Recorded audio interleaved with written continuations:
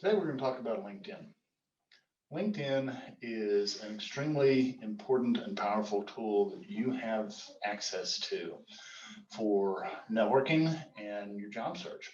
It really is extremely important, and you want to make sure you have a good LinkedIn profile and everything ready to go. A lot of students have asked me in the past, do I need to get the premium package for LinkedIn? The answer, of course, is no, you really don't. Everything that you need is available on the free side. So don't bother, don't waste your money doing it. To me, it's kind of like getting a gym membership. You may use it quite a bit right at first, and then after a while, you're going to find that you're really not utilizing it all. So let me go ahead and do a screen share here and go through this presentation for you.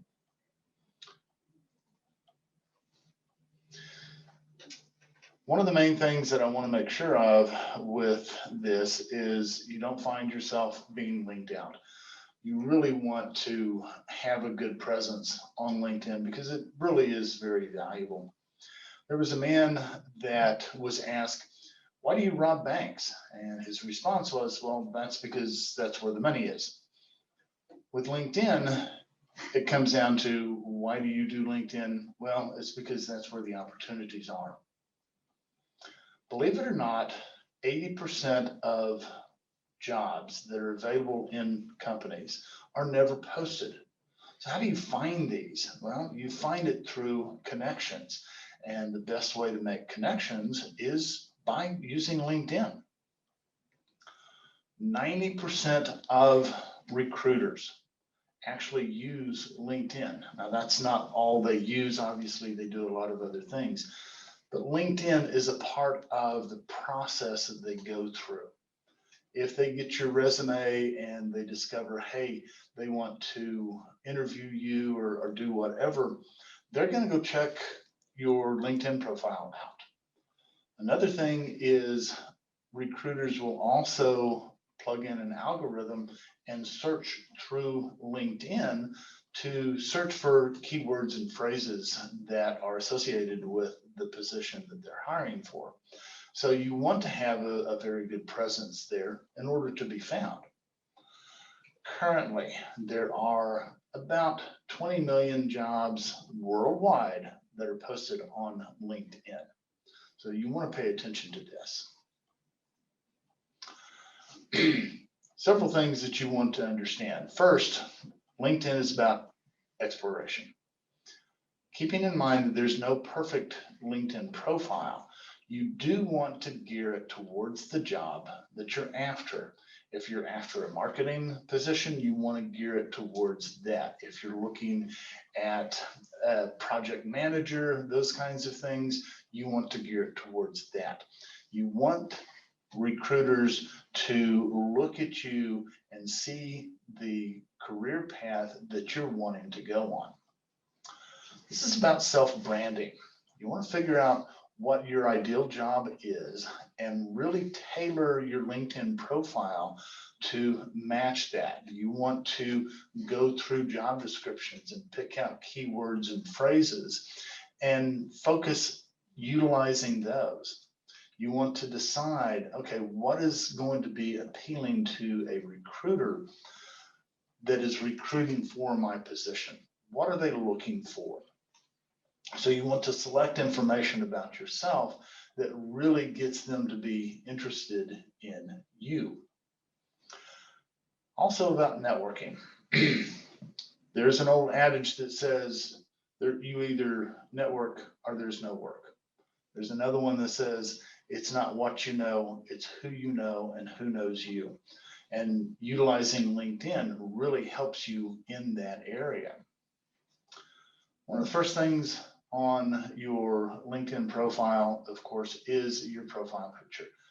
You want to make sure that you have a profile picture and that it's made public. You want people to be able to see it.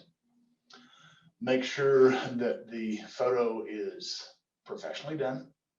Now, that doesn't mean that you have to go to a professional photographer. There's a lot of things that you can do with a good cell phone to get some good headshots.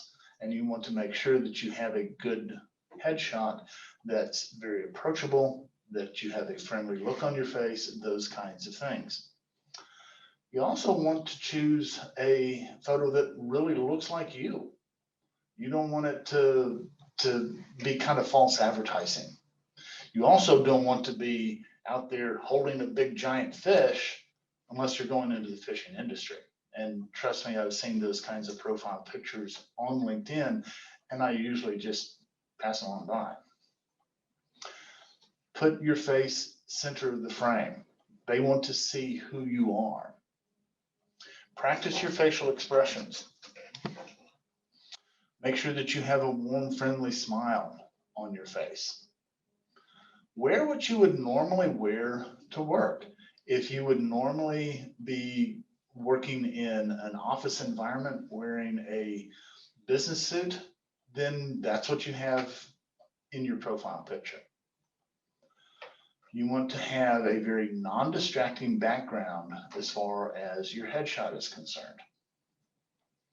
Recruiters want to engage in someone that they feel like they would like to get to know and that they can trust. So that's why that profile picture, that headshot is so important. There's a thing called the know, like, trust factor. And recruiters are looking to hire somebody that they can get to know, like, and trust. You also want to have a good background picture. And I'm going to show you all of this on a LinkedIn profile in a little bit. But let's say you're wanting to move to the DFW area. Then have your background picture of the DFW skyline. Or if you're wanting to go into a particular industry, find a picture that is related to that industry and use that as your background. A good website for that is called Pixabay, Pixabay.com. What I really like about this website is it has a search engine on there. You can type something in there like finance or business analytics, something along those lines, and it will give you sometimes hundreds of very professionally done pictures. And the main thing that I like about this is it's free. You don't have to pay to download those and use those for your background picture. You can download them for free. You want to make sure that you write an aspirational headline. Your resume really talks about what you have done. LinkedIn is about what you want to do, where you see yourself going, some of the things that you are aspiring to. So that headline is very limited in the number of characters that are available, but you want to make it, again, aspirational. Aspiring project manager looking for project management position in company hiring for project managers. I mentioned project management or project manager 3 different times.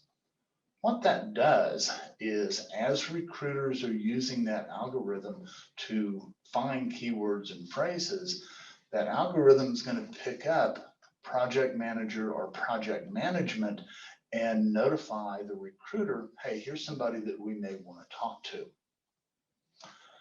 You are targeting 2 audiences. Of course, you are targeting a human audience and you're targeting that algorithm. So that's why you want to use those keywords and phrases. They are looking for very specific things. And I'm going to talk some more about this here in a little bit. But to get some of those, you simply go to the job description and look and see what language they're using there. You want to make it you. It should be unique to your personality. Be who you are. Don't try to be somebody else.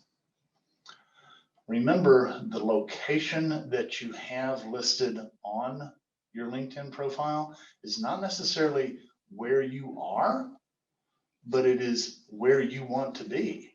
If you want to be in the Houston area, then put Houston, Texas as your location. And that way recruiters will look at it and go, okay, he's either here or she's wanting to be here.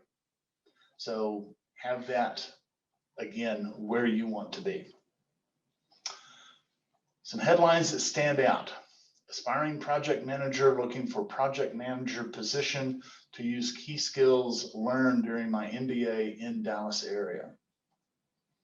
My aspiration is to use skills learned as an engineer and in business to become a project manager. I've mentioned skills, I've mentioned engineer, I've mentioned project management, I've mentioned business. So all good keywords that they're going to be looking for. Inspiring creative action, improving system productivity through data analytics and storytelling. Project manager known for successfully increasing company revenues through innovation and problem solving. Those help stand out so that that algorithm will pick up on it. The next thing is your actual story. This is the about you section. This is where you tell your story.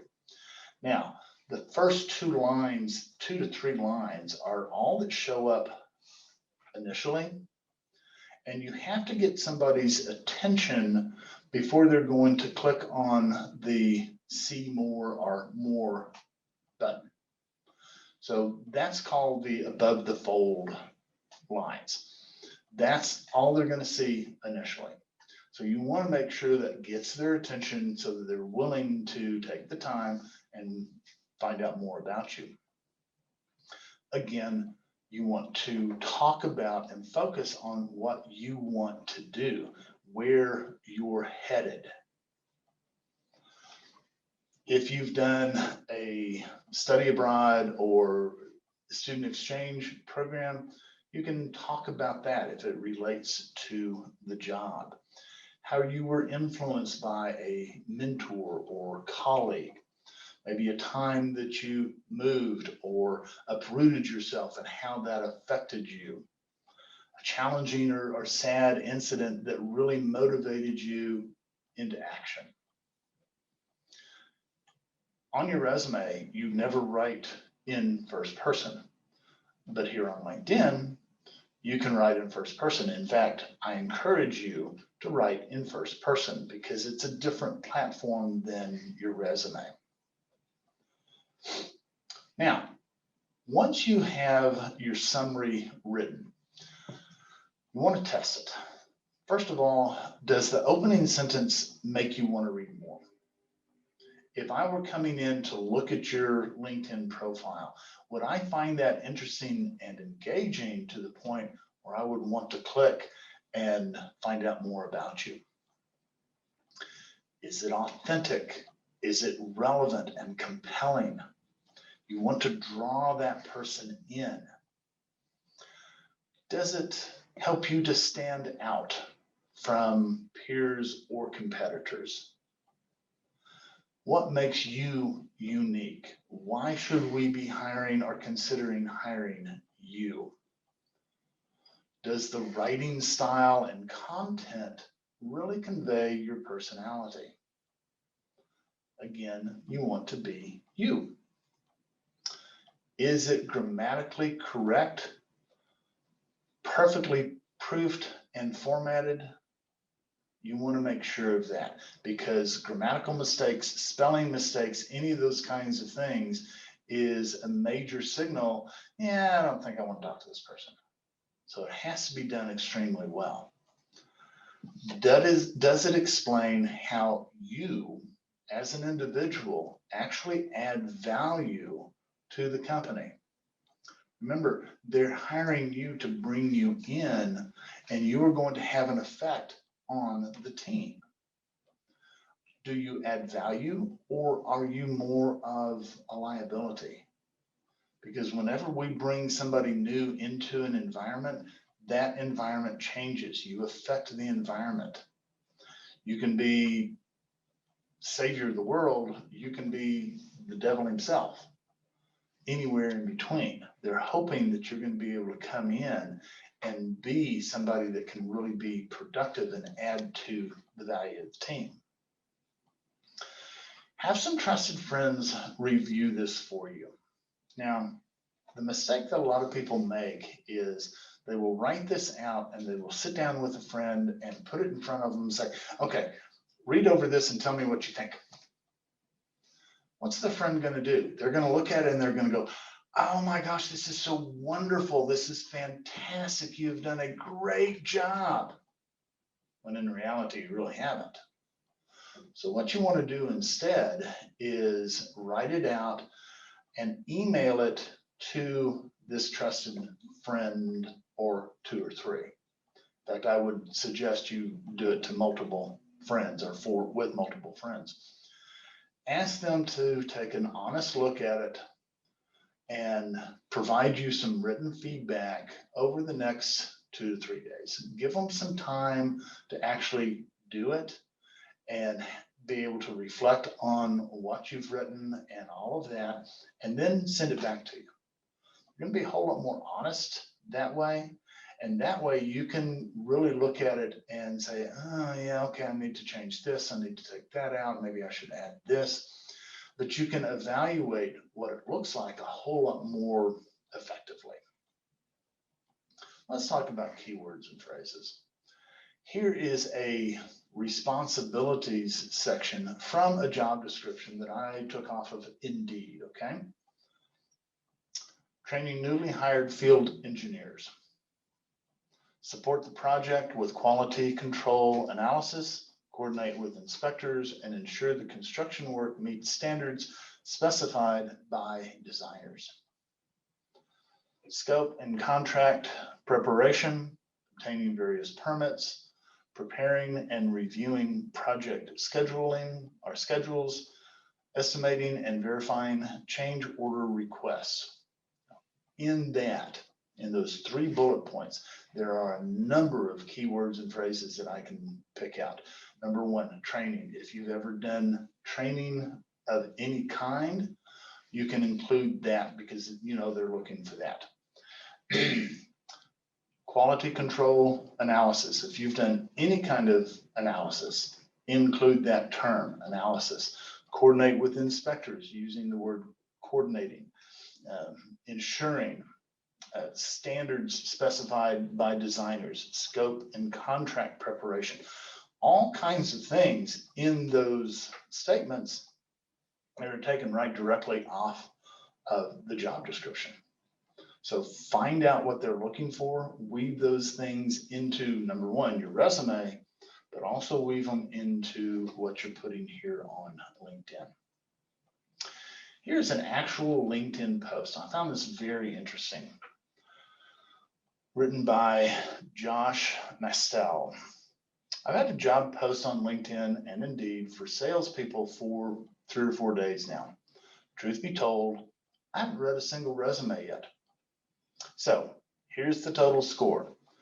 92 resumes submitted, 0 resumes read by me. 1 applicant who took the time to research me and my business, find my email address, and proactively reach out in a personal and connecting way.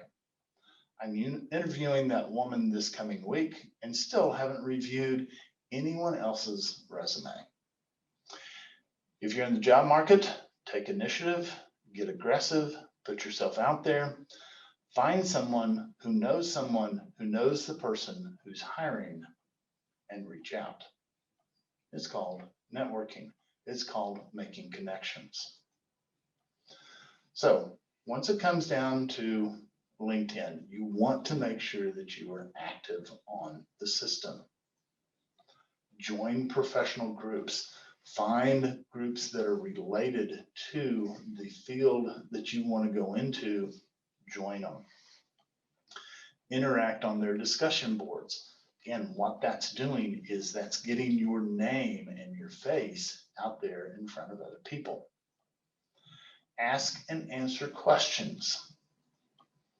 Post relevant links to information and news about your industry. Videos do really well.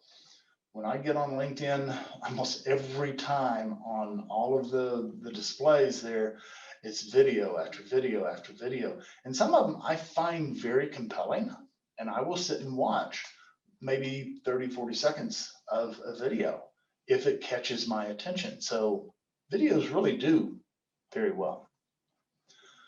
Be very strict. Guys, this is not Facebook. It's not Twitter. Keep it professional. Nothing irritates me anymore on LinkedIn than to see political posts or any of those kinds of things. That's not the place for it. This is a business professional platform. Keep it that way. Proofread. I cannot emphasize that enough.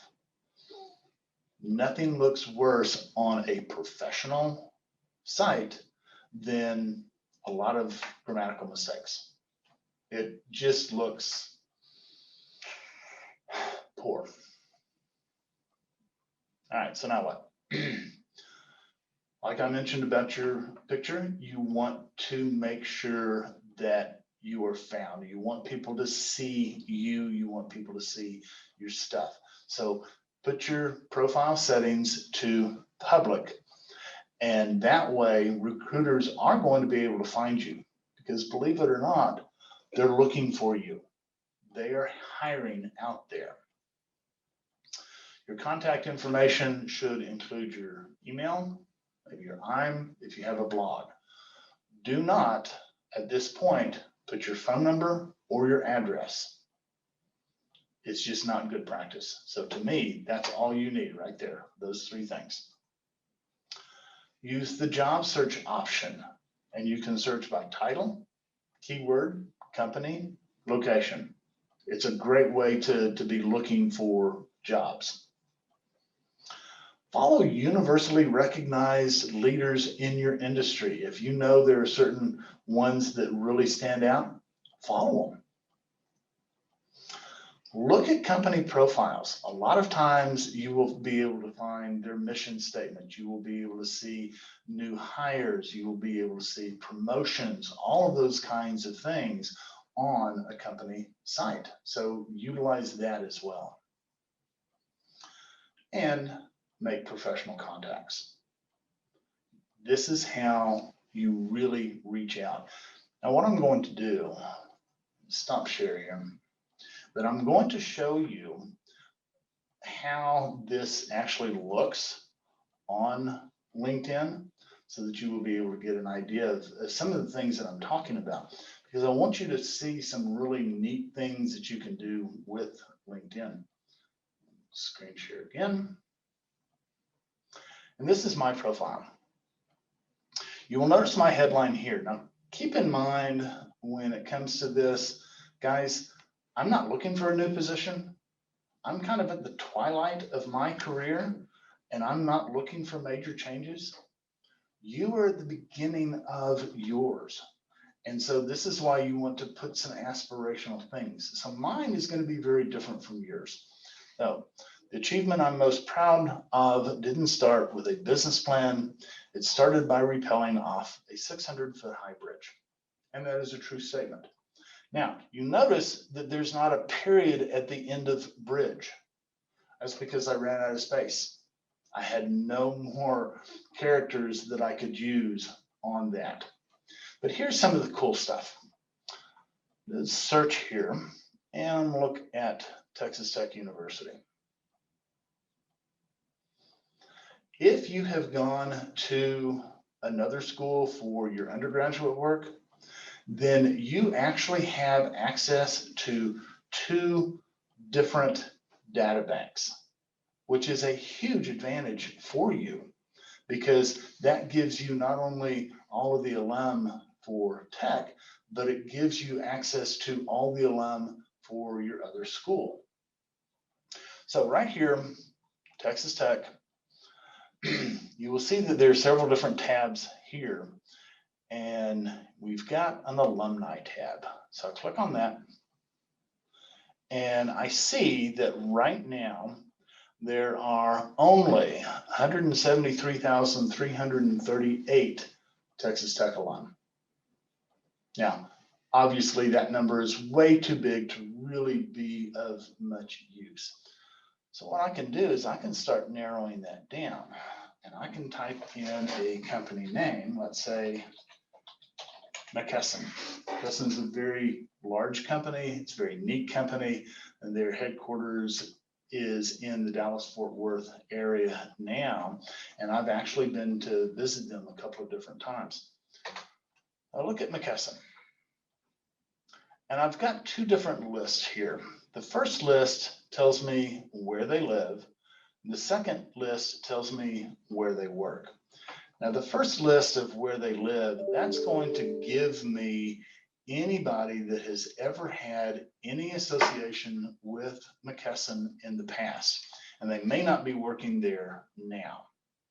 So if they're not working there at this point, I'm really not interested in contacting them.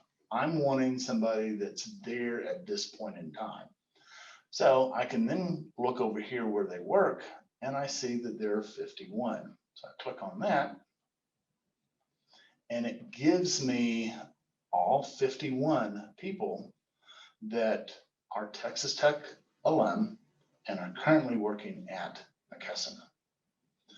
I can also look and click on this next button here, and I can see what they do, and I can see what they studied.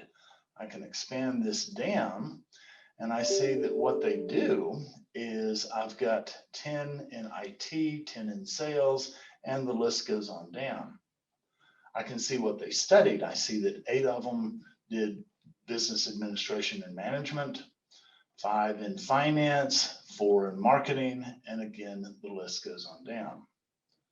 Shrink that back up. And now I can see the list of everybody from tech that works at McKesson.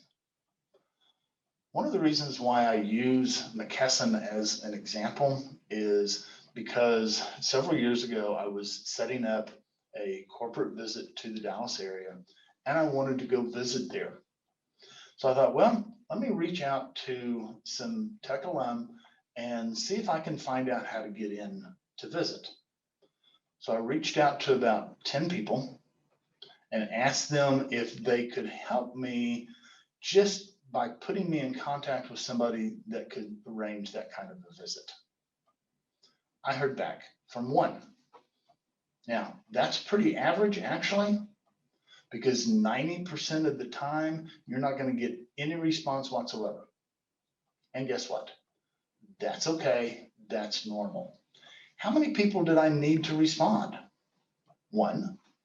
The gentleman that responded to me said, yeah, I can put you in touch with the right person. In fact, I am the right person and I can set this up for you. His name was, find him here, Jeff Oman. And Jeff got us in. And we had a wonderful, fantastic visit there to their headquarters in Dallas. In fact, this young lady right here, Sarah Sorge, was on that trip. And you notice that she's working there now. So it paid off for her, it paid off for the company, it paid off for me. So it was a win all the way around. What you want to do is you want to reach out and ask for a connection. Once they have agreed to the connection, ask them if they would be willing to give you 20 minutes of their time to be able to ask them about their experience with that company. Of course, in this case, it would be McKesson. Could I have 20 minutes of your time just to talk to you about your experience with McKesson? Now, they've got an option. They can do one of 3 things. They can say yes, they can say no, they can completely ignore you. And then most of the time, it's just they're going to be completely ignoring you. And that's okay, just understand that. But if they're willing to do it, and you have what's called an informational interview with them, then that's doing 2 things for you. Number 1, it's getting you information, because you may talk to several people in that company and decide, yeah, this is not what I thought it was going to be. I don't think I want to do this, not with this company. Or you may come in and go, oh my gosh, this sounds so neat. I love this idea. I would love to go to work there. So you're gathering information. Second thing that it does is get your name out there. This is networking. This is making connections with the appropriate people within the company. The purpose of IT, when it comes to hiring, the purpose of IT initially is to keep you out. For every position that a company is going to post, they are going to have upwards of 250 applicants. So I don't like those odds. And I don't think you do either. 1 out of 250, even getting your resume read is a major accomplishment. But what if you were 1 of 10, 1 of 20? That's a whole lot better odds. So making those connections within the company itself increases those odds. You never ask the person for a job, but if they're impressed with the conversation they have with you, they may know somebody that knows somebody that's hiring. And so it's getting your name out there, and it's getting your face and your name in front of people. And it all goes back to LinkedIn and having a good solid profile on LinkedIn.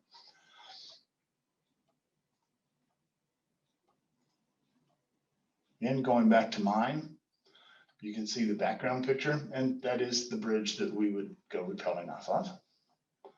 And then we have the about section, and then it talks about experiences and skills and endorsements.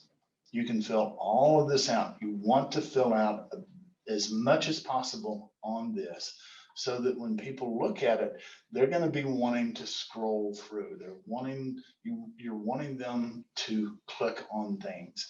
If you've done projects, if you've done all kinds of different stuff, have links to them there so that as they get to know you through this, they're going to be willing to do that. I hope this has been informational for you. If you have any questions, don't hesitate to contact me, and I'll be happy to sit down with you and go through this with you again, and let me know.